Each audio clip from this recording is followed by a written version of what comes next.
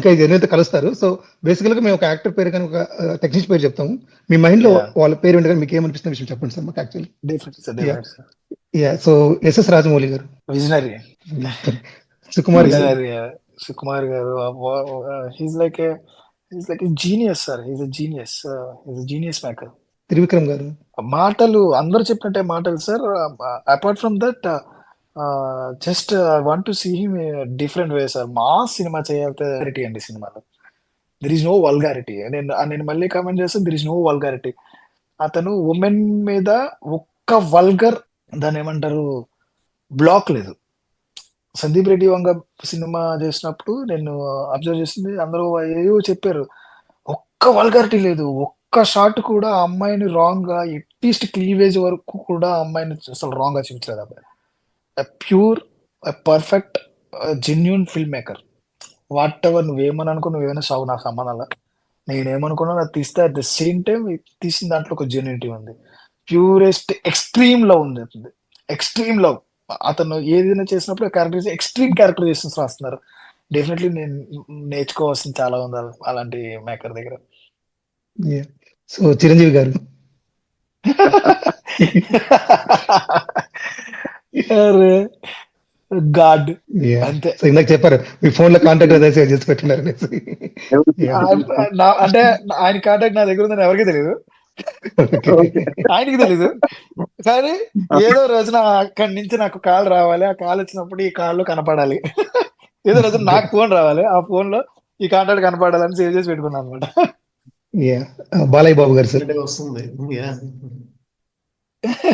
Sir Balayya Babu Definitely గారు sir. వస్తుంది అంటున్నా. ఓకే, బాలయ్య బాబు ఆయన జీవన బాలయ్య బాబు గారు. బాలయ్య బాబు గారు, బాలయ్య బాబు గారు అందరూ చెప్తున్నారు సార్ నాకు.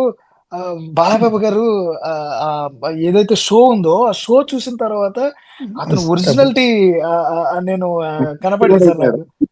ఏ సార్ పక్కింటి కుర్రోడు అయిపోయాడు బాలయ్య బాబు. అసలు అందరూ ఏవో చెప్పేవారు కదా, ఆయన కొడతారు ఏదంటే భయపడిపో అమ్మో అనుకునేవాళ్ళు కదా. ఆయన చూసిన తర్వాత అప్ప ఇప్పుడు పనిచేయాలరా బాబు ఏంటో. Definitely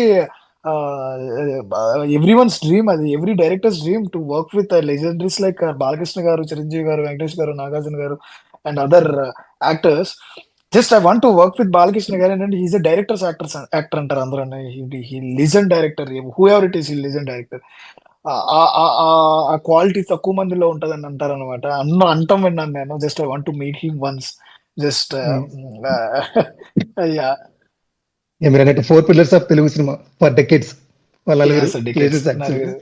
sir so Mahesh Babu garu sir. Mahesh Babu garu evergreen handsome person. Actually ఆయనది అగ్రెసివ్ సినిమాలు అంటే నాకు చాలా ఇష్టం, క్యూట్ కంటే. Like Khaleja and businessman, Pokiri, Athadu. He has different aura. Definitely one day, definitely just if I get a chance I will work with Mahesh Babu sir.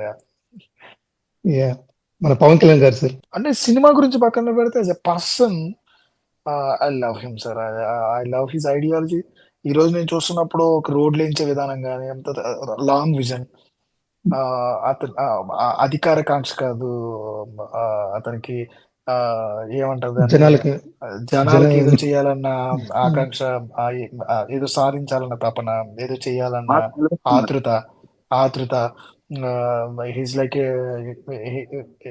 A God gifted person. అంటే ఒక రకమైన ఏమంటారు దాన్ని, ఐడియాలజీ మైండ్ లో పెట్టుకుని తను నమ్మిన భావ ఏవైతే తను నమ్మిన విధానాలు ఉన్నాయో, తను నమ్మిన మనుషులు ఉన్నాయో, దానికోసం తను నమ్ముకున్న మనుషుల కోసం అన్ని సాక్రిఫైస్ చేసి అతను నడవాల్సిన అవసరం లేదు రోడ్ల మీద. అతను కూర్చుంటే కొన్ని 100 కోట్లు వస్తాయి, అతను నడిస్తే కొన్ని 100 కోట్లు వస్తాయి. అలాంటిది రోడ్ల మీద పట్టుకుని తిరుగుతూ, రోడ్డు పక్కన పడుకుంటూ, నేను శతజ్ఞి టీంలో నేను కూడా చూశాను. నేను కూడా కొన్ని రోజులు ట్రావెల్ చేసి నేను పక్క నుండి చూశాను. గీరేసి జనాల్లో ఫ్యాన్స్ వల్ల వాళ్ళ ప్రేమని గీరేసి చూపిస్తారు, నొక్కేసి చూపిస్తారు, మీద పడిపోయి చూపిస్తారు. ఆయన అన్ని తట్టుకుని ఏదో సాధ్యం అనుకుని వెళ్ళాడు. So definitely I want to see him as a PM of India.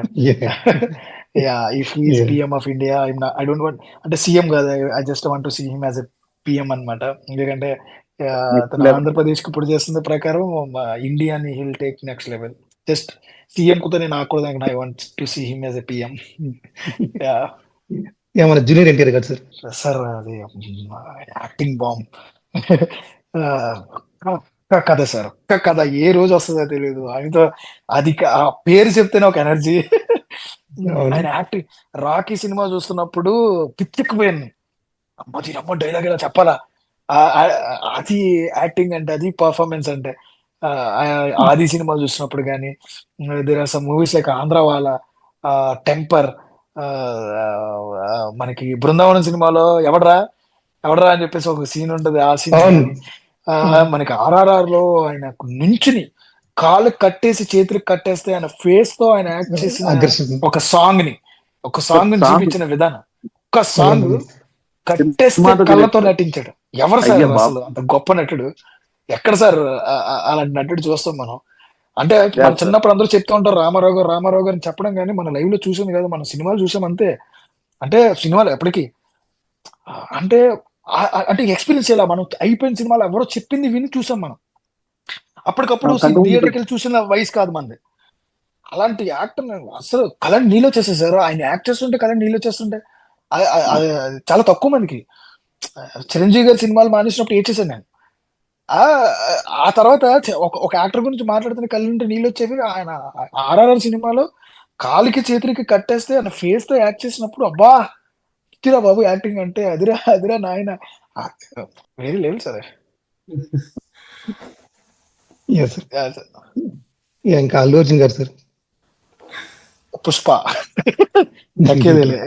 Definitely one of the finest actors in India, one of the finest dancer in India, one of the finest లేకపోతే stylish star. నేను ఒక రోజున సుకుమార్ గారి సెట్కి వెళ్ళాను. Set caravan దిగిన దగ్గర నుంచి అతని క్యారెక్టర్ లోనే ఉన్నాడు సార్. ఆయన అలాగా దూరం నుంచి చూస్తున్నప్పుడు చూసాను ఆయన్ని. అప్పా ఏంటి సార్ ఆయన ఎంత కష్టపడి ఉంటాడు ఆయన. ఎంత అంటే ఒక సినిమా కోసం అందరూ ఏమనుకుంటారంటే సినిమా డబ్బులు తీసుకున్నారు చేసేసారని కాదు సార్. అసలు ఫైట్ సీక్వెన్స్ చేసేటప్పుడు, యాక్టింగ్ లో వాళ్ళు పొద్దున్నే లేపి కష్టపడేటప్పుడు మనల్ని ఎంటర్టైన్ చేసుకోవడం కోసం, మనతో డబ్బులు తినడం కోసం, ఆడియన్స్ తో క్రిటిసైజ్ అవ్వడం కోసం, ట్రోల్ అవ్వడం కోసం సినిమాలు చేస్తున్నారు యాక్చువల్లీ ఈ కాలంలో చాలా మంది. అలాగే ఉంది ఇక్కడ పరిస్థితి. అసలు ఏం యాక్టర్ అంటే పుష్పలో ఆ సీన్స్ కానీ ఏమంటారు మనకి చూసేటప్పుడు అదేంటి అలా చేస్తున్నారు ఇలా చేస్తున్నారు అని ఎవరన్నా అనుంటారేమో. ఒక చేపలాగా ఒక ఫైట్ సీక్వెన్స్ ఉంటది, నడలు పట్టేస్తే సార్. మేకర్స్ గా మేము చెప్తున్నాం కదా, నడలు పట్టేస్తాయి సార్. ఏంటి కిందకి ఇలా కొట్టుకోవడం అంటే మాటల, అలా కొట్టుకుంటూ పట్టుకెళ్ళడం అంటే మాటల. ఎంత తాళ్ళు పెట్టుకుని లాగుతారు, లేకపోతే సీజీలు చేస్తారు, ఏమైనా చెయ్యాలి కదా ఇక్కడ.